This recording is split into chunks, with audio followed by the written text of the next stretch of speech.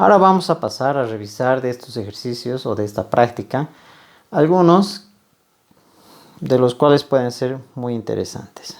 Por ejemplo, el primero, que nos dice que escribamos expresiones para la constante de equilibrio, ¿no? Y nos dan dos situaciones, cuando el inciso A es un mol de cada uno de ellos para producir 2 y en el inciso B medio mol de cada uno de ellos para producir 1 mol. Nos dan las constantes de equilibrio. Perdón, nos preguntan si las constantes de equilibrio A y B serán iguales o diferentes. Y luego en una siguiente pregunta nos dice qué pasa si partimos de 1 mol, si alcanzaremos la misma composición del equilibrio. Aquí tenemos este enfoque, el cual nos dice que para la primera ecuación K1 debe ser igual a lo que hemos aprendido, ¿no? Los productos arriba, reactivos abajo, cada uno con sus coeficientes estequiométricos elevados, ¿verdad? Entonces, K2, fíjense que si elevamos al cuadrado se convierte en K1. Entonces, K2 al cuadrado es igual a K1. Por tanto, nuestras constantes de equilibrio son diferentes. Para el caso de tener un mol de partida, entonces hacemos lo que hemos aprendido, menos x1, menos x2. Y vamos a suponer, como nos dice, que mantengamos en el mismo criterio, por ello no vamos a respetar los coeficientes en el siguiente caso. Y al saber que hay una relación entre K2, que es K2 al cuadrado igual a K1, entonces podemos reemplazar. La parte algebraica les dejo a ustedes, entonces por tanto vamos a tener una composición igual, ¿no? Entonces ahí termina el ejercicio. En el caso 244 es interesante, ¿por qué? Porque gracias a esa reacción que aparece al medio, sulfato ácido produce iones hidróneo más iones sulfato, donde nos da la constante K. Previamente nos están dando de los valores de concentración o de moles, si quieren verlos, desde el inicio, ¿no? Entonces aquí vamos a poder identificar el clásico más X menos X. Nos piden el equilibrio que ocurre con la concentración de iones hidrógeno, será mayor o menor que 1 por 10 a la menos 3. Esta es la forma de resolver, y es que 0.01 moles de sulfato ácido de sodio nos va a dar 0.01 moles de sodio y 0.01 moles de sulfato ácido. El sulfato de sodio obviamente nos va a dar por 2 moles de sodio, entonces 0.02. Y del ácido clorhídrico nos están dando la cantidad de molaridad, ¿no? Entonces, como es 1 litro, tenemos directamente el mol. En el equilibrio es lo que nos están pidiendo. Entonces, para el inicio tenemos la cantidad de cada uno de ellos, ¿no? En el lado izquierdo del sulfato ácido, en el lado derecho de los iones hidrógeno y de los iones sulfato. Entonces, obviamente todo lo que se consume menos X y donde aparece más X. Entonces, escribimos nuestra expresión de equilibrio, reemplazamos para cada uno de ellos y donde la única incógnita va a ser X. Al resolver la ecuación cuadrática X, fíjense que puede ser positivo y negativo. Ya hemos dicho que negativo no nos sirve y de positivo debería ser menor al menos del valor que vamos a restar, lo cual es coherente. Entonces, una vez que ya se tiene aquello, nos pide de la concentración de iones hidróneo, ¿no? Nos pide de otras especies. Resolvemos en el sentido de reemplazar el valor más X y tenemos el valor, que es 4.65 por 10 a la menos 3, lo que implica que es mayor a 1 por 10 a la menos 3, lo cual nos habían preguntado. Aquí hay otro caso donde es la solubilidad del sulfato de cadmio en agua. Dice a 0 grados es mayor que su solubilidad a 100 grados. La disolución del sulfato de cadmio es exotérmica o endotérmica. Esa es la pregunta. Entonces, para resolver aquello, vamos a enfocarnos en algo que es nuestra ecuación en términos de solubilidad y de delta H. Y aquí vamos a ver un poco de matemática y lógica, ¿no? Lo que nos están diciendo aquí como condición es que a 0 grados la solubilidad es mayor que a 100. Entonces, S1 va a ser mayor que S2. Entonces, S1 está relacionado a T1, que va a ser 0, y S2 va a estar relacionado a T2, que es igual a 100 grados centígrados. Entonces, para evaluar nuestra expresión de logaritmo de S1 sobre S2 es igual a delta H sobre R, 1 sobre T2 menos 1 sobre T1, habrá que cuidar algo fundamental, y es que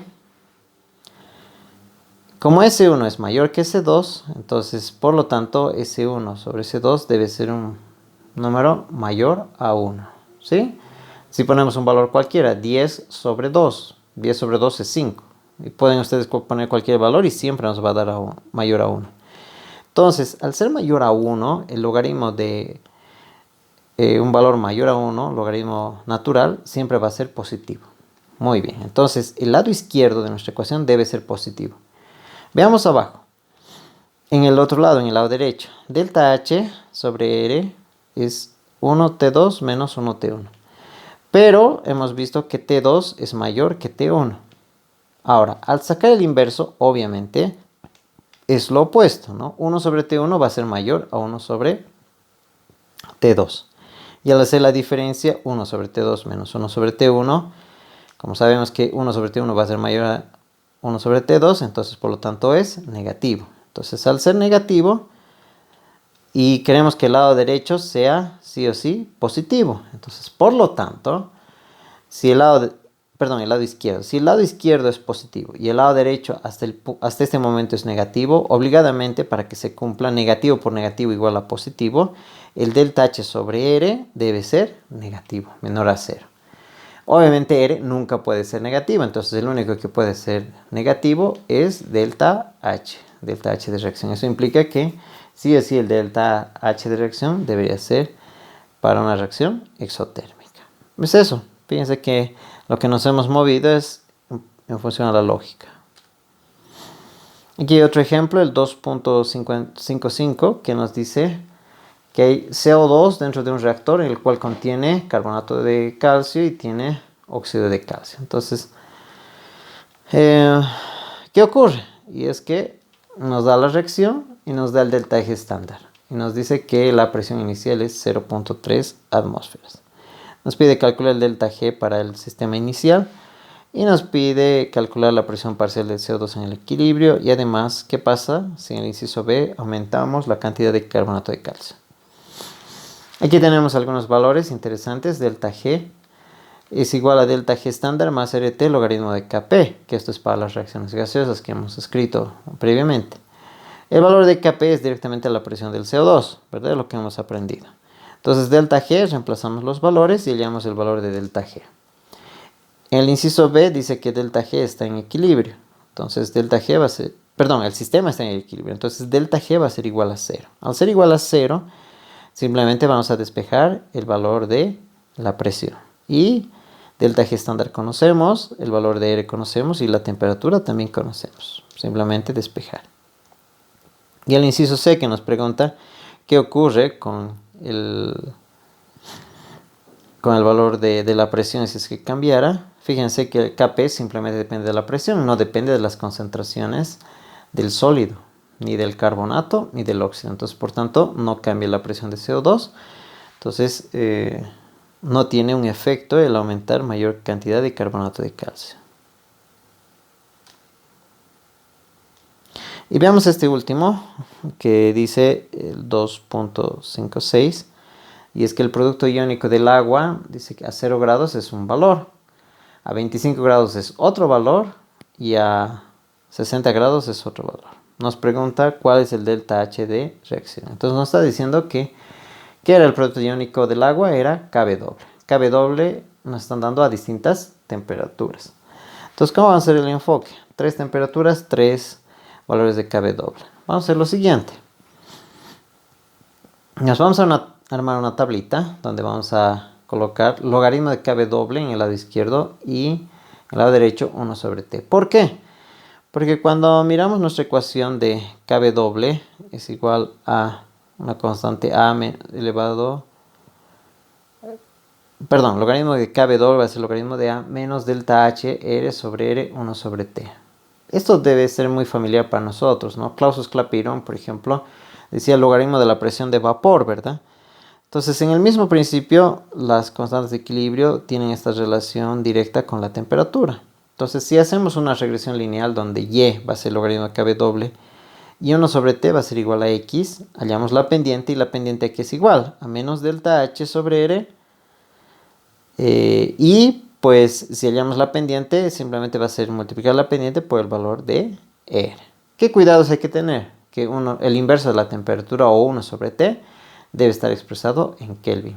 Y que se debe utilizar logaritmo natural de kW y no logaritmo decimal, ¿no? Entonces, es un ejercicio de aplicación de lo que hemos visto incluso desde química general. Es eso, señores, señoritas. Espero que puedan ir resolviendo, practicando. Y pues les dejo de tarea esto para que terminen y vean numéricamente cuánto sale el valor de delta H de reacción.